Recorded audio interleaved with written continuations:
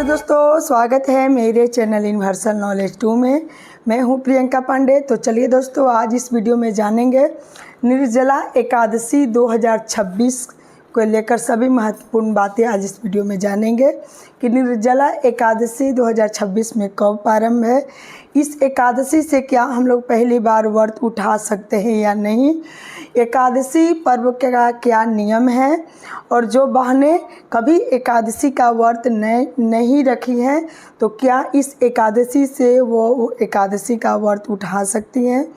और साथ ही में जानेंगे कि इस एकादशी का मतलब क्या नियम, क्या विधि है, पूजा कैसे करें, 10वीं का क्या नियम है, पारण का शुभ मुहूर्त क्या है, और एकादशी तिथि कब प्रारंभ होगी, कब समाप्त होगी, और सभी महत्वपूर्ण बातें आज इस वीडियो में जानेंगे एकादशी, निर्जली एकादशी को लेकर। तो दोस्तों, वीडियो में आगे बढ़ने से पहले एक छोटी सी रिक्वेस्ट है, अगर वीडियो अच्छी लगी तो प्लीज़ मेरे चैनल को लाइक सब्सक्राइब जरूर कीजिएगा और बेल आइकन को भी प्रेस कर लीजिएगा दोस्तों, जिससे मेरी वीडियो का नया नोटिफिकेशन सबसे पहले आप तक जाए। तो चलिए निर्जला एकादशी को लेकर सभी महत्वपूर्ण बातें जान लेते हैं। तो सबसे पहले दोस्तों मैं आपको बता दूं कि 10वीं का क्या नियम होता है, यानी कि नहाय खाए। एकादशी का नहाय खाए का क्या नियम है, वो कौन कौन सी चीज़ है जो हम लोग को 10वीं के दिन करनी चाहिए और नहीं करनी चाहिए। तो दोस्तों सबसे पहले एकादशी का नहाय खाए है, 10वीं का नियम है 24 जून को दिन पड़ा है बुधवार, उस दिन हम लोग 10वीं का नियम करेंगे। उस दिन हम लोगों को गंगाजल पानी में मिश्रित कर कर सबसे पहले उस दिन सुबह स्नान करनी है, और उस दिन हम लोग नहा धोकर अच्छे से साफ़ सुथरे कपड़े पहनेंगे। और उस दिन उस दिन हम लोग जैसे सभी एकादशी में मैं बताती आई हूँ कि उस दिन लहसुन, प्याज, मसूर की दाल, ये सारा चीज़ हम लोगों को नहीं खानी है, ये सब वर्जित करना है। और हम लोगों को क्या खानी है, उस दिन हम लोग रोटी, चावल, चना का दाल, अरहर का दाल, आलू, गोभी, हरी मिर्च, ये सभी चीज़ हम लोग खा सकते हैं। लहसुन प्याज हमको उस दिन हम सभी लोगों को तामसी भोजन नहीं करनी है आप लोगों को, और शुद्ध सात्विक भोजन करनी है हम लोग को 10वीं के दिन। और अगले दिन हम लोग व्रत रखेंगे, और जिस दिन व्रत रखेंगे दोस्तों उस दिन हम लोगों को विष्णु भगवान का हम लोगों को पूजन करनी है। और इस एकादशी का यही नियम है, जो बहनें मतलब जो 24 एकादशी नहीं कर पाती हैं उनके लिए अगर आप एक एकादशी निर्जली व्रत को रख लीजिएगा तो आपको 11 एकादशी का फल आपको मिल जाती है।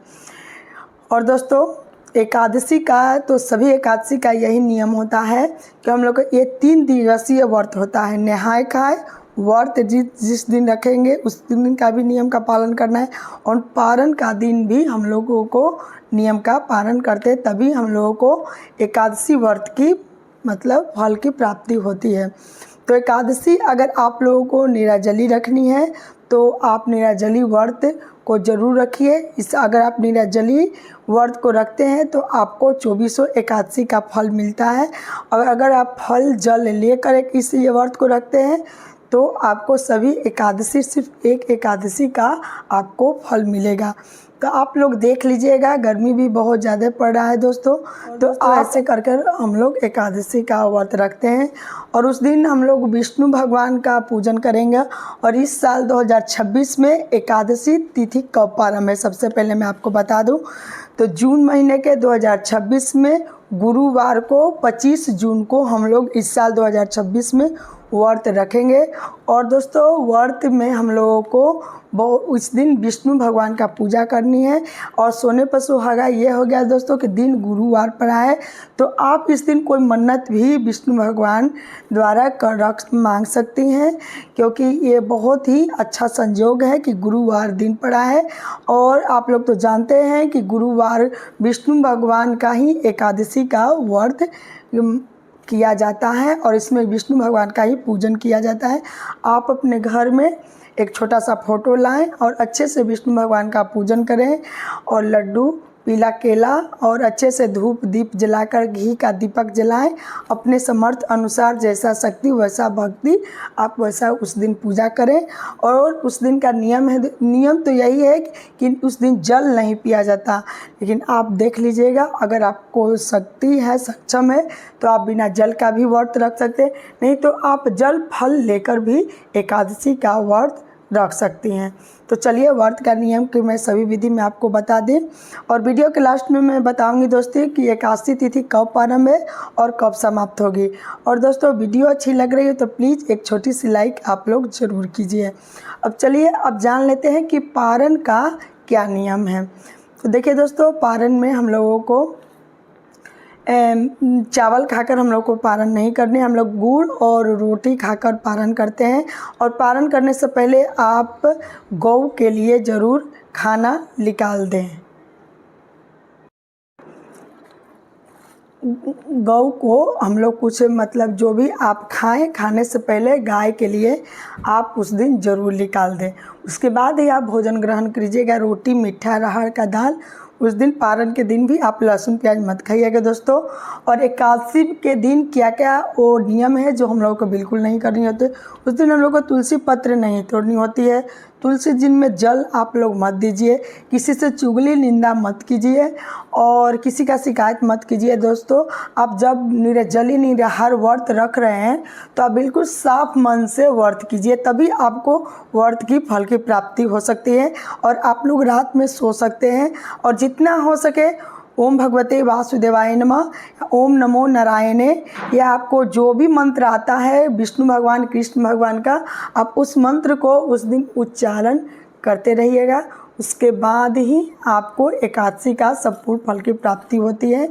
और उस दिन आप लोग कथा जरूर सुनिएगा, या हो सके तो आप मोबाइल पे भी कथा सुन सकते हैं, या फिर आप किताब से भी उस दिन कथा खुद से भी पढ़कर कथा सुन सकते हैं। अगर ऐसे आप पूजा करेंगे तो आपको संपूर्ण फल की प्राप्ति मिलेगी दोस्तों। और पारण के दिन हम लोगों को उस दिन सोनी नहीं है, आप लोग ध्यान रखिएगा। पारण के दिन हमको सोनी नहीं है और हम लोग को कोई भी आप लोग ऐसा गलती मत कीजिएगा।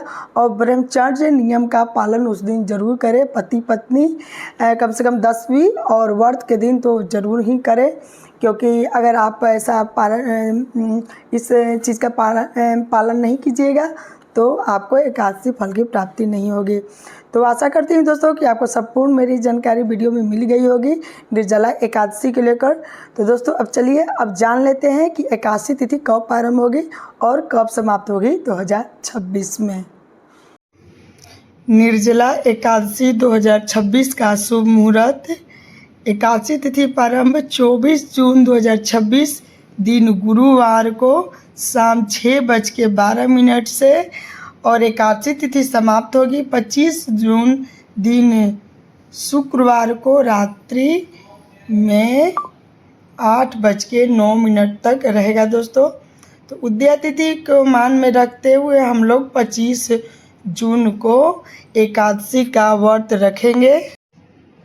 निर्जला एकादशी पारण का शुभ मुहूर्त सुबह 5:25 से 8:13 तक रहेगा दोस्तों। हम लोग 26 तारीख को 5:25 से 8:13 तक पारण करेंगे। तो ऐसे कर हम लोग एकादशी का व्रत प्रारंभ करेंगे और समाप्त भी करेंगे। और अगर आप पहली बार व्रत उठाना चाहते हैं तो आप इस एकादशी से व्रत को उठा सकते हैं।